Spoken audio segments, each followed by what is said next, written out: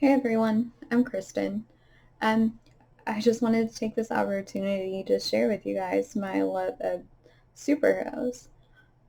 It all started when I first saw the X-Men animated series back in the 90s when I was young, and ever since then I've been hooked. I fell in love with those characters, and that's what started me on the journey to love superheroes. I related to the X-Men so much because they were outsiders in their own community because people hated and feared them because they didn't understand them. And I related to that because I felt like an outsider. I was a pretty insecure and awkward kid. I suppose in some ways, like we all felt that way. We all felt like we didn't belong and we are outsiders, especially when we were growing up because going through all those awkward phases. But anyway, what I'm trying to say is that like I felt like I didn't fit in, and the X-Men didn't fit in anywhere. They were outsiders, but they still, even though that they were outsiders, they still fought to protect those people that hated and feared them, which I really admired and I thought was really cool that they would do that. Um, the character I related the most to would be Rogue. I just Here was this beautiful, strong, nearly invulnerable woman who, on the inside, was just so vulnerable because she just wanted what we all want. She just wanted to be loved, and her powers prevented that. And I just thought that was such a cool storyline, a cool conflict that she had to go through, and just that made her such an interesting, complex character. And I just immediately gravitated towards her because, I mean, that's what we all want. We all just want to be loved. I mean, oh yeah, recently, I mean, she got married to Gambit, so that's awesome. But we'll talk about that more later because I definitely want to talk about that. Through this series of videos, I just wanted to kind of share my thoughts, my experiences, my collection with you. Of course, the X-Men started everything. Started my love of superheroes, but I have amassed over 1,000 comic books, 1,140 to be exact. I counted them the other day because I was curious, and it took a while. I'm not gonna lie, but it was. I mean, it's still growing because I still buy new comic books regularly, but I was pretty shocked that I had that many. I'm running out of space, to be honest. I have a lot of superhero stuff. I'm kind of a pack rat too. I hold on to everything, but I mean it's hard not to because it's all your favorite stuff. You can't help it. Um, but I mean, I have other Marvel titles. I have DC. I have some independent publishing companies, and I have some really obscure comic books that probably nobody has heard of because the companies that published them went out of business like forever ago. But I mean, they're comic books and they're about superheroes, so I still hold on to them. Like I said, I love superheroes, and the X-Men are what started it all, but I have placed my heart for a lot of them. I mean, that's why I have a lot of different stuff and a lot of different comic books. But of course, they're mostly X-Men. But I still like all the comic books. I'm not going to go through all of them, of course, because that would take forever. But I will. I definitely want to pull out a few of my favorites and share them with you, just because they really struck a chord with me. There's different issues for different reasons that I just really enjoyed, or I was really spoke to me, or had just some random funny thing happen that you don't really normally see in a superhero comic, but or like the instances where they're just kind of living their life and it's just normal things that happened. Like there's a whole issue where the X-women go shopping, which I thought was fun because that made them more relatable, more human, so to speak. Um, so I really enjoyed that issue. I also have a collection of Wizard magazines. Does anyone remember those? Um, They were published in the 1990s to 2011, I believe. And it's fun to pull them out from every now and then and just go through them and see like what their thoughts were on comic books in the day. Or for example, I love the whole Wizard casting where like Wizard casts the Avengers movie and this is who should play Iron Man and this is who should play Hulk and etc. I mean, it's fun to compare them to the castings that actually happened.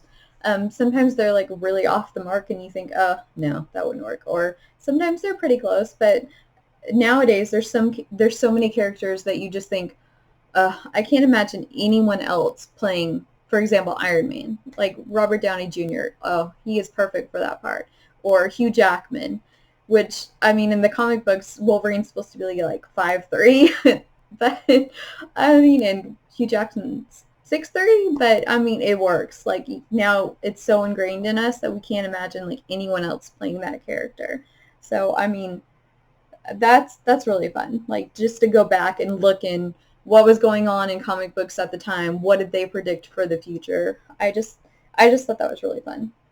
And of course, like any '90s kid who watched the X-Men animated series growing up, um, they had access to so many action figures and so many different action figures, and I have a whole collection of those, which I saved because, like I said, I'm a pack rat and I love superheroes.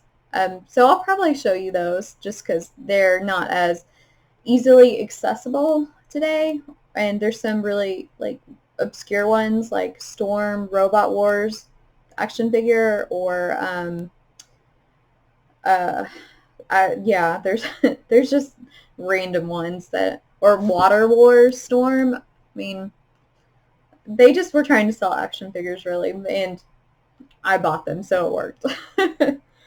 But I mean, I have a collection of newer action figures, of course, but I mean, those are, you can find those online easily. And you can probably find the older ones too, like on eBay or Amazon. People are probably selling them, I bet. But the newer statues and action figures I have, I mean, those are those are pretty easy to come across, and so I probably won't really share those with you that much. In addition to a lot of comic books, I have a lot of superhero books.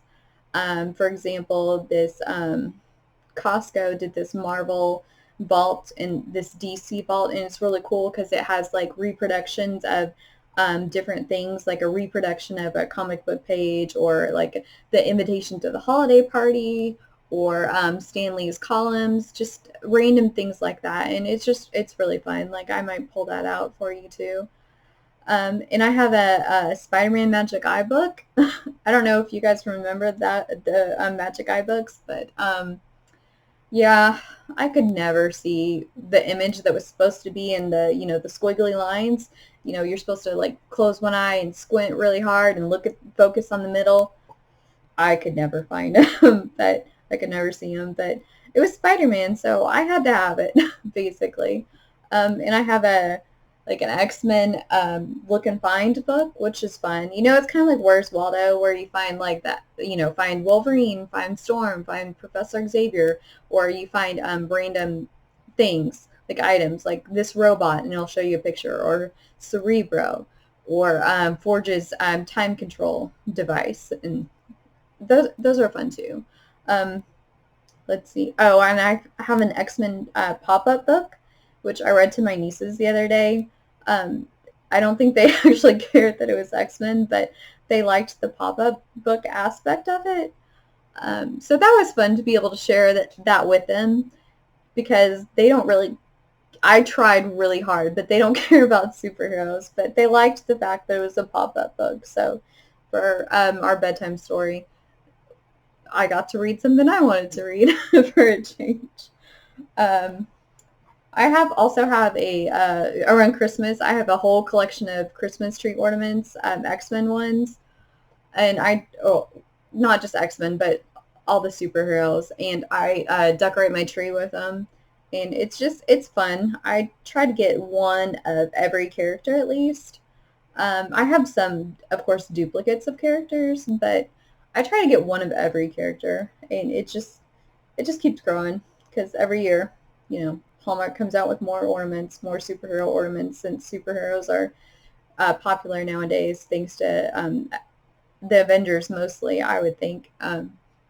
Which, as it should be, because Avengers, that was a really good series, and Marvel did a really good job with all those movies. I mean, yeah, I'm glad that they have control of them because they did a really good job, and that's helped make superhero culture what it is today and make them mainstream. Because, of course, when I was growing up, superheroes, they weren't really mainstream, and so kids thought I was weird for liking superheroes, but, you know, I'm glad that now it's more accessible and it's basically more accepted.